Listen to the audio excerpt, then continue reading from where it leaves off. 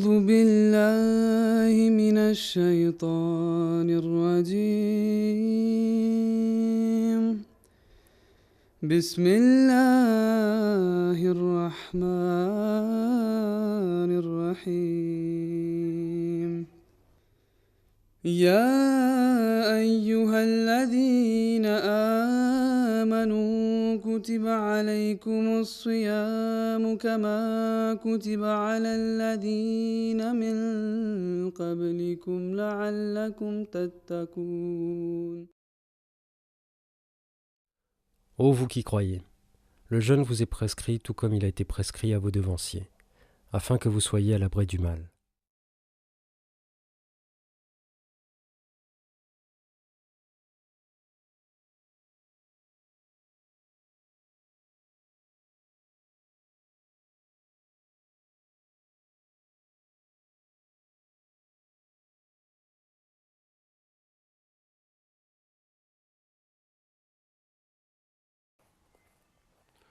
Je suis très content que le Ramadan débute. C'est l'occasion de se consacrer dans l'adoration de Dieu et de laisser de côté les choses du quotidien. C'est aussi l'occasion de se retrouver avec tout le monde, avec tous ses frères, pour pouvoir faire les prières de Talaoui le soir. Il y a une sorte d'osmose qui se crée et c'est très agréable. Donc je suis très content que le Ramadan commence. À l'approche de ce Ramadan, je suis très anxieuse et très contente, très impatiente d'ailleurs, puisque Dieu nous a donné l'occasion encore une fois de pouvoir dédier tout un mois pour son plaisir et pour le chercher. Et durant ce mois, Dieu dit qu'il se rapproche beaucoup plus de ses serviteurs et du coup, on ne peut qu'être content d'aborder la venue de ce mois béni. Par la grâce d'Allah, le mois de Ramadan arrive et c'est avec grand enthousiasme que j'attends ce mois de Ramadan qui, comme Allah le dit dans le Saint-Coran, qui est un moyen pour nous d'atteindre la taqwa, à savoir la crainte révérentielle de Dieu, et qui peut nous permettre d'accélérer la réforme pendant ce mois qui est hautement béni.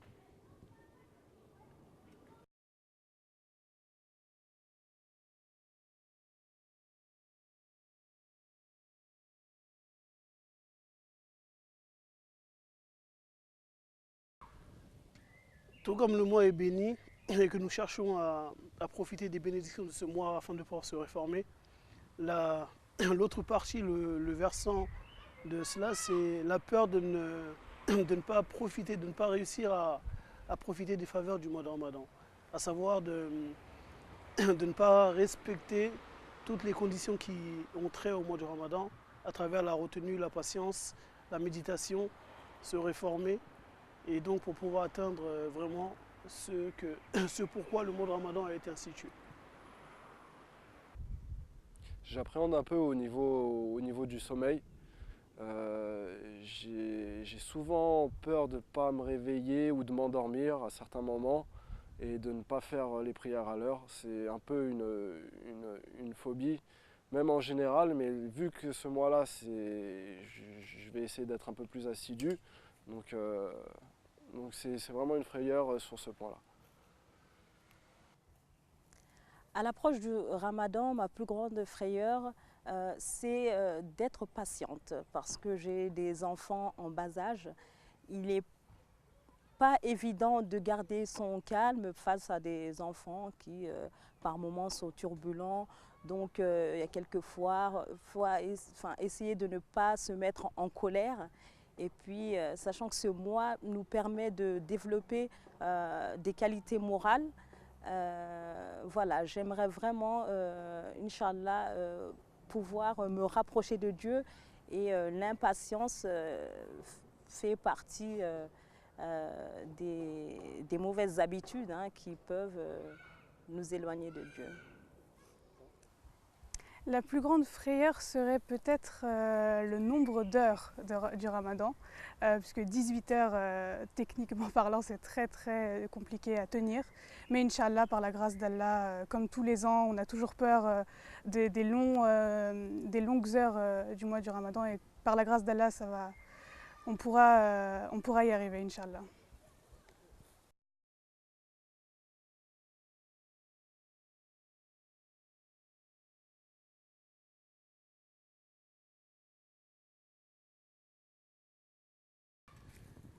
C'est avec une très grande joie que ce mois nous l'attendons. C'est un mois qui sera particulier car ces dernières années, elles se trouvent dans une période de printemps-été, donc les journées les plus longues.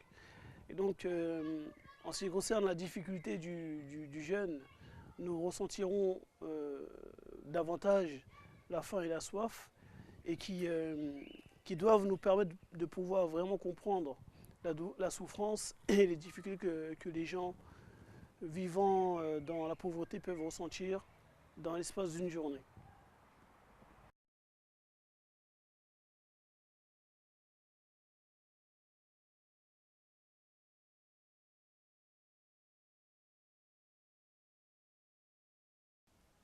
Je ne pense pas que la longueur des journées doit être une source de découragement pour les gens. Au contraire, ils devraient être contents, c'est une épreuve un peu plus longue, donc la récompense est d'autant plus grande, enfin je pense personnellement. Donc autant être heureux de ce ramadan un peu plus éprouvant que les autres. Il est vrai que les journées vont être longues. Ce sont des jeûnes qui dépasseront 10 heures de jeûne par jour. Et je ne pense pas que ce soit une source d'inquiétude que doit avoir le croyant, ni d'appréhension, et ni de découragement quant au mois de Ramadan. Car au-delà de la question de la faim, le but du mois de Ramadan n'est pas de ressentir la faim et la soif. C'est comme le dit Messie Premier alayhi salam, c'est d'abandonner un type de nourriture, à savoir la nourriture physique, pour orienter l'esprit vers cette nourriture qui est la nourriture spirituelle. Donc la question de la journée longue ou courte ne doit pas être une source, ne doit pas être une excuse pour éviter le mois du Ramadan, pour ne pas jeûner durant ce mois de Ramadan. C'est vrai que les journées vont être certainement longues. Malheureusement, bon nombre de musulmans ne comprennent pas le but véritable du jeûne. Parce que l'un des buts du jeûne, c'est justement de comprendre la souffrance des gens qui sont démunis, qui n'ont rien à manger, de se mettre à leur place afin de pouvoir venir en aide, de partager ce que Allah a donné, les richesses que Allah nous a données, de les partager avec eux. Et on se dit que nous, on a cette chance-là, qu'on a quand même à la fin de la journée un repas pour rompre nos jeûnes. Et on a de bon nombre d'hommes, de femmes et d'enfants de parmi le monde qui n'ont rien à manger. Donc je pense qu'il faut qu'on se remémore plutôt le but du jeûne et de se dire que c'est une souffrance, même si c'est une souffrance partielle. Et justement, le jeûne, c'est pour partager cette souffrance-là avec les autres. Voilà, et de pouvoir leur venir en aide. Et puis, je veux aussi dire qu'il y a un verset du Saint-Coran qui dit La yukallifullahu nafsan illa us'aha, que Allah ne charge aucune âme au-delà de sa capacité.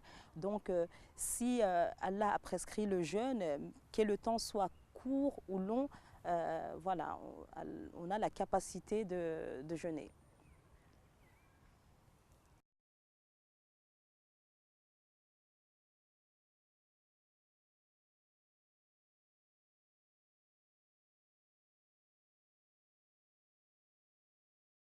Le ramadan n'est pas basé uniquement sur l'abstinence de nourriture ou de sommeil ou d'autres choses.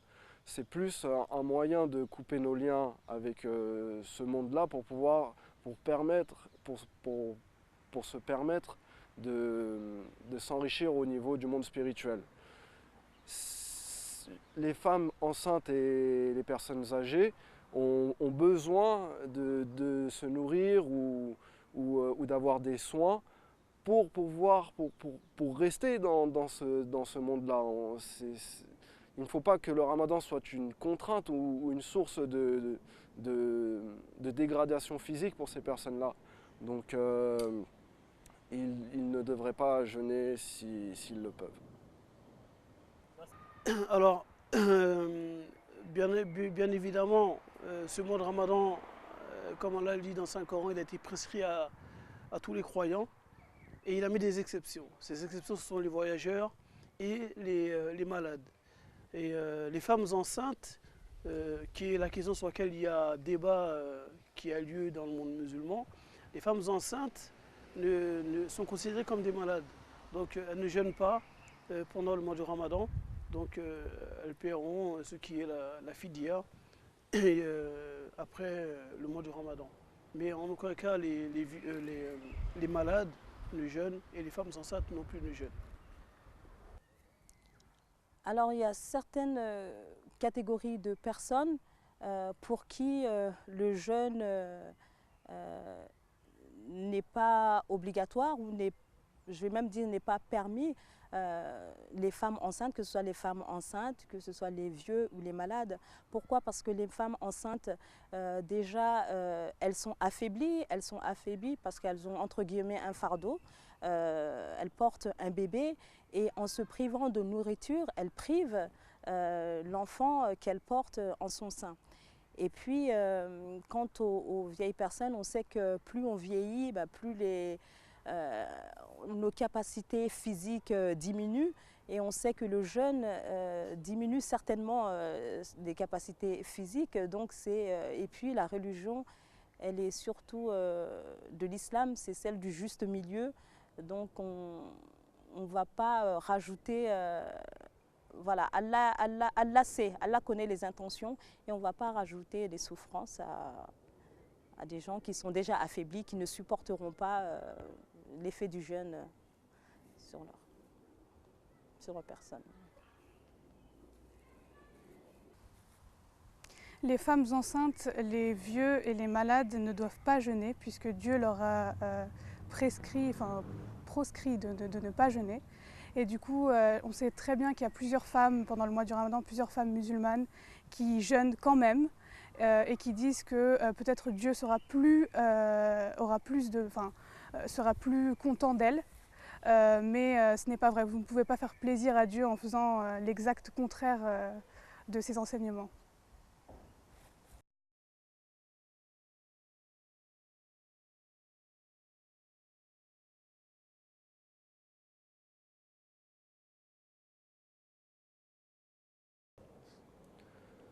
J'ai beaucoup aimé le discours de Mourabi Saeb qui nous disait que le Satan est enchaîné pendant ce mois-là et que les portes de la miséricorde de Dieu sont ouvertes. Donc moi, ça me motive encore plus à faire des actes d'adoration, ça me motive encore plus à aller de l'avant. Et puis voilà. Un des conseils qui m'a le plus marqué, c'est que le jeûne est certes une épreuve physique très très dure, mais c'est aussi un moyen de se rétablir spirituellement. C'est-à-dire qu'à travers la souffrance physique, il y a un remède spirituel énorme. Et du coup, on devrait tous se concentrer sur ce remède spirituel plus que sur la souffrance physique. On tire beaucoup de sens du jeûne que nous a prescrit Allah. Cependant, j'ai été agréablement surpris, il n'y a pas longtemps, d'avoir une autre compréhension de ce qu'est le jeûne. Allah nous a demandé, par le biais de son prophète, qu'on adopte les qualités d'Allah. Et il est de ces qualités, de ces caractéristiques plutôt, de ne pas manger et de ne pas dormir. Et avec le jeûne, j'ai donc compris qu'Allah nous demande de lui ressembler quelque part, pas en ne mangeant point du tout, parce que cela n'est pas possible pour l'humain, mais en diminuant de notre alimentation, en la réduisant, De même que Dieu ne dort pas, il nous demande de lui ressembler un peu, pas en ne dormant pas du tout, mais en diminuant nos heures de sommeil. Ça m'a beaucoup édifié.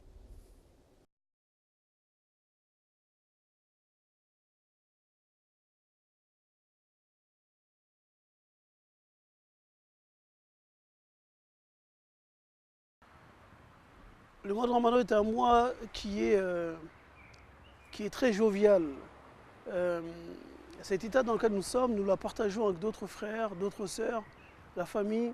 Nous nous réunissons pour le sohr le matin, pour manger le matin. Donc la mère, la maman réveille tout le monde le matin, elle prépare la nourriture. On mange ensemble le matin et l'iftar de la même manière, tout le monde au coucher du soleil. Nous nous réunissons, nous sommes réunis avant le jeûne, avant le fait de couper le jeûne, et nous mangeons tous ensemble. Donc c'est un mois qui est que tout croyant, tout musulman est content à l'approche du mois de Ramadan. Car il y a une atmosphère très spéciale qu'on partage avec notre famille et même les gens qui ne sont pas de notre famille, les inconnus, les musulmans et les non-musulmans aussi.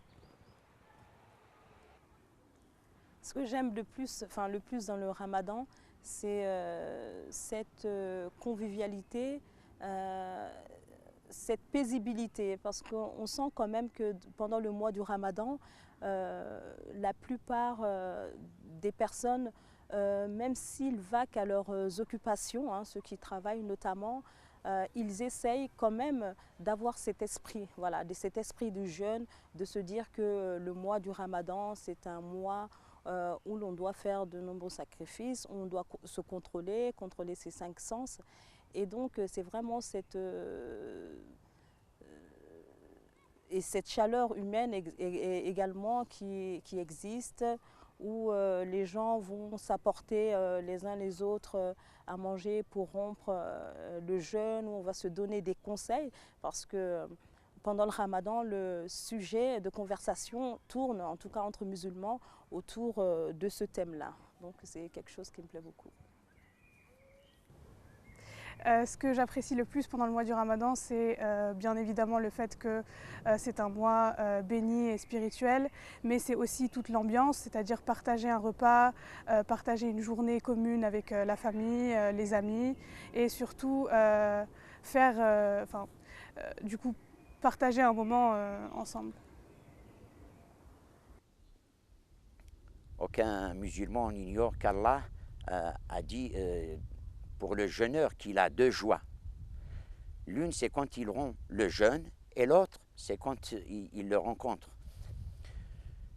Ces 2 joies, effectivement, l'une, on la connaît, ici, à la rupture du jeûne, et en plus de cette ambiance du Ramadan qui est particulière, où on se découvre à soi-même des vertus et à d'autres des vertus aussi qu'on ne voit pas d'autres jours, qu'on ne voit pas en dehors du Ramadan.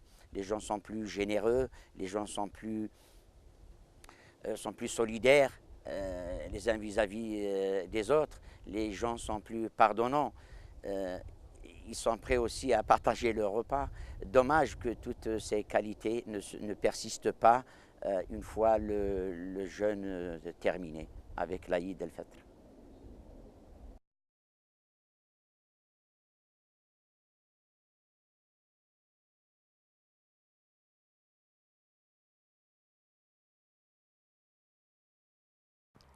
Durant ce mois, les prières, personnellement, que je compte faire, elles sont très nombreuses, mais particulièrement des prières pour mes enfants.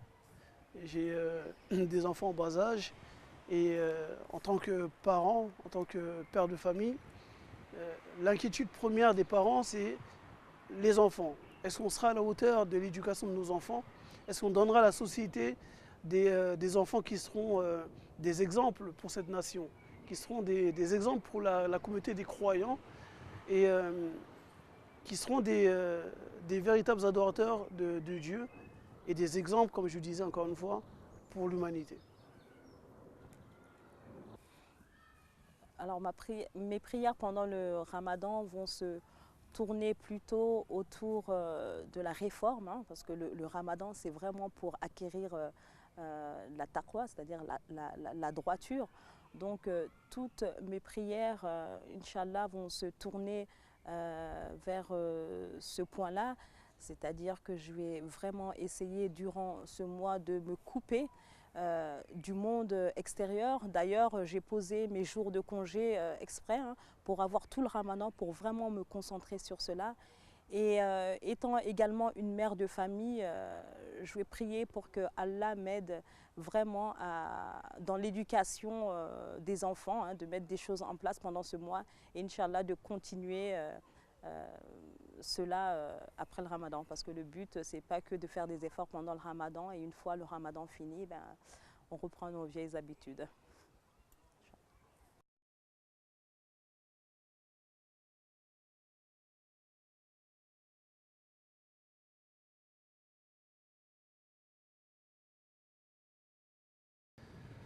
Par la grâce d'Allah, à la fin de chaque mois de Ramadan, nous faisons un point concernant les points positifs par rapport à notre jeûne et les points négatifs. Et lorsque personnellement j'ai fait le point concernant le mois de jeûne de l'année précédente, mes lacunes que j'ai relevées sont nombreuses. Et on a toujours cette impression d'avoir raté, d'avoir échoué lors de notre jeûne du mois de Ramadan. Notamment, j'avais fixé des objectifs concernant le Saint-Coran, la lecture du Saint-Coran en entier, la méditation sur certains passages du Saint-Coran que je voulais vraiment approfondir durant ce mois, que je n'ai pas pu faire. Il y a certains aussi manquements que j'ai, comme tout le monde a tous les manquements, mais j'ai des manquements que je voulais parvenir durant le mois précédent à changer, sur lesquels je n'ai pas réussi du tout à les changer. Donc c'est pourquoi, encore une fois, chaque mois de Ramadan qui arrive est un nouveau challenge, est un nouveau départ, un renouvellement pour pouvoir se réformer et changer. Et ce Ramadan qui arrive, je l'attends avec impatience pour pouvoir reprendre là où j'avais laissé le jeûne de l'année dernière, le jeûne précédent, et réussir à arrêter ces choses que je voulais arrêter durant le mois de Ramadan et prendre des nouvelles résolutions, notamment continuer la mémorisation du Saint-Coran, notamment aussi les prières du Tahajjud, les faire de façon plus régulière et d'autres points aussi que je dois améliorer en moi. Pendant le dernier Ramadan, mes lacunes justement étaient cette impatience, cette colère face aux enfants. Donc j'aimerais vraiment cette année faire un gros travail sur moi, plus me concentrer, lire le Saint-Coran tous les jours. Voilà, vraiment c'est par rapport aux enfants qui le plus difficile, voilà, c'est vraiment de se contrôler, de se contrôler. Donc j'espère qu'Inch'Allah, pour ce Ramadan, j'y parviendrai. Je suis un nouveau converti, donc pour moi c'est le deuxième Ramadan. L'année dernière, c'était mon premier Ramadan. C'était quelque chose spirituellement, c'était quelque chose de très très bon. J'ai beaucoup apprécié, j'ai ressenti plein de choses pendant ce mois de ce Ramadan. J'ai réussi à apporter quelques réformes mineures à l'intérieur de moi. Et j'espère pendant ce Ramadan-là pouvoir me réformer encore plus, apporter des nouvelles choses en ma personne et aussi pouvoir éliminer certains vices, quelques vices, tels que la paresse ou d'autres, pour pouvoir m'améliorer et me rapprocher de Dieu. Inch'Allah. Mes lacunes par rapport au Ramadan dernier et mes nouvelles résolutions pour ce Ramadan-là seraient de rester constante. C'est-à-dire qu'après le mois du Ramadan, on atteint une certaine réforme spirituelle, sauf que maintenir cette réforme spirituelle est l'exercice le plus compliqué à mon sens. Et du coup, cette année, ce serait de rester constant même après le mois du Ramadan, et garder cette réforme spirituelle.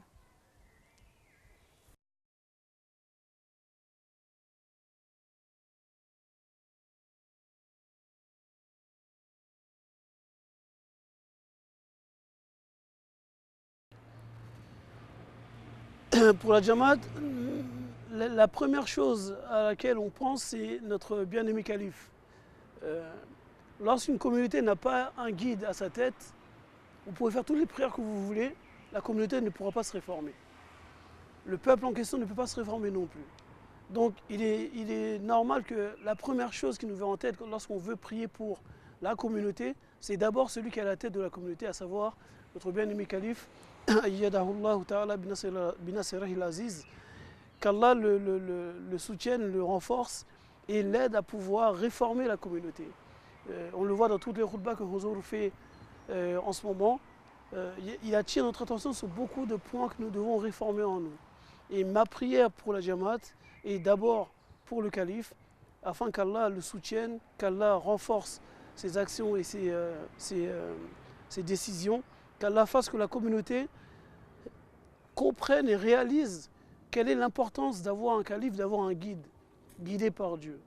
Et le pourquoi de prier pour lui, de le soutenir et surtout d'obéir à ce qu'il dit dans toutes les khutbahs, dans toutes les discussions qu'il a, afin de pouvoir progresser et atteindre le but pour lequel nous avons été créés, à savoir adorer le Dieu unique.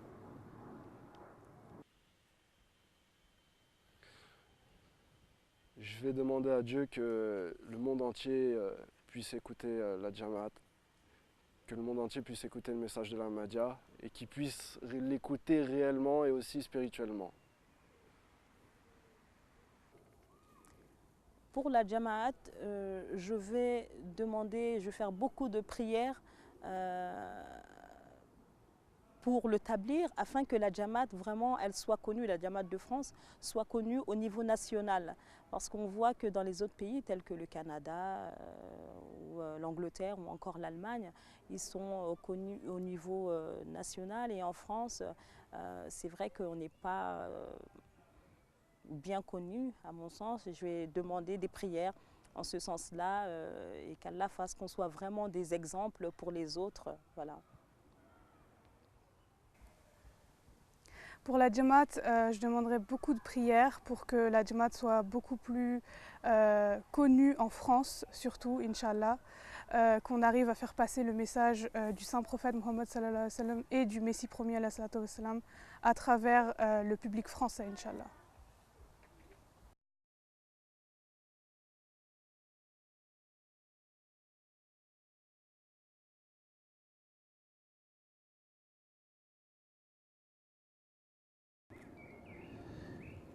La charité est une chose qui est recommandée même en dehors du mois de Ramadan, mais que l'on doit multiplier dans le mois de Ramadan.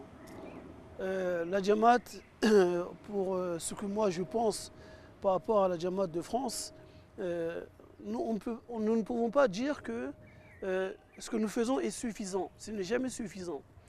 On peut toujours améliorer ce que nous faisons, nous pouvons toujours faire davantage.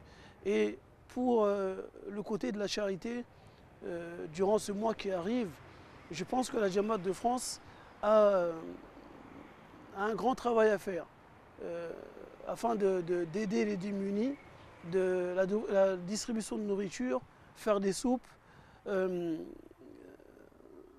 aider les plus démunis pendant ce mois. Donc nous faisons des choses chaque année, c'est vrai, mais nous devons toujours essayer d'améliorer, d'aller plus loin, de faire davantage chaque mois de Ramadan qui vient, qu'Allah nous permet de voir durant notre existence, Inch'Allah. On sait d'après la Sunna que le prophète alayhi salatu wassalam faisait beaucoup d'actes de charité durant cette période-là, cette période de Ramadan, beaucoup plus que durant les autres mois de l'année. Et les musulmans en font aussi un peu partout. On voit cette preuve de générosité chez eux, et qu'il est donc possible d'être généreux, de faire preuve de charité, mais c'est dommage que cela ne se retrouve pas partout et fréquemment en dehors du mois de Ramadan. Je souhaiterais que les musulmans, que la Jama'at particulièrement, fassent des actes de charité durant toute l'année et on n'en fait jamais assez. Je pense en disant cela, un peu à l'image de ce que sont les Restos du Cœur, de ce que sont les œuvres du Secours catholique. La Jama'at pourrait aussi développer des œuvres de ce genre, des œuvres de charité de ce genre.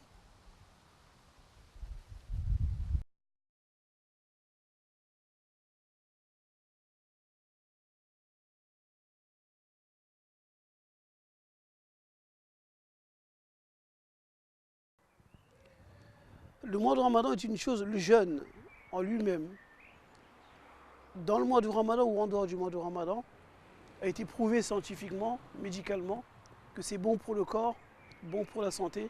Il y a d'ailleurs certains pays, si je ne me trompe pas, c'est les pays scandinaves, et en Allemagne aussi, il y a un hôpital, si je ne me trompe pas, qui soigne par le jeûne. Donc le jeûne est bénéfique pour renouveler, pour purifier le sang. Il est bon pour le cœur. Il y a différentes... je ne suis pas un expert au niveau de la médecine, donc c'est simplement certains articles que j'ai pu lire concernant, par des médecins concernant le jeûne en lui-même, qui montrent que le jeûne, croyant ou non croyant, ce n'est pas simplement une question de croyance, mais c'est bon pour le corps, bon pour la santé et bon spirituellement pour ceux qui sont dans le domaine de la foi et de la spiritualité.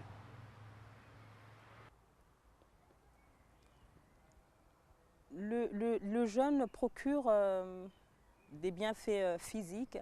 Je pense que le premier bénéficiaire du jeûne en termes corporels, c'est l'estomac. Parce que on voit que l'estomac, il est entre guillemets maltraité. Hein. On mange, des fois on digère mal ou on stocke des graisses, même un peu partout dans le corps. Et le jeûne permet vraiment de soulager l'estomac. Et puis également pour les gens qui sont, par exemple, qui ont de l'embonpoint ou qui sont obèses, le jeûne va leur permettre voilà, de se débarrasser un petit peu de ces intoxications qui ont été acquises durant les autres mois.